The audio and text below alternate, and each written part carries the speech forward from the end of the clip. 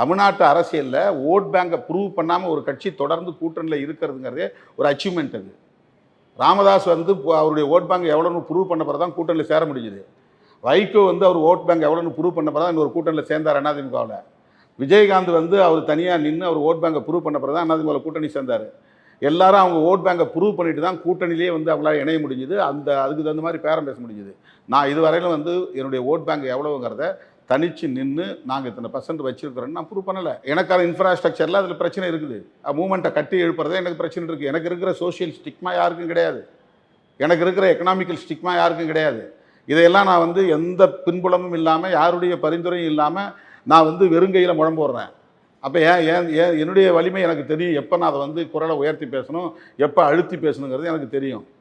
ஆனால் அப்படி எந்த தேர்தலிலும் தனித்து போட்டியிட்டு வாக்கு வங்கியை உறுதிப்படுத்தாமலேயே நான் தனி சின்னத்தில் நிற்பேன்னு உறுதியாக நின்று இன்றைக்கி ஒரு கட்சி மாநில கட்சி அங்கீகாரம் பெற்றிருக்கு.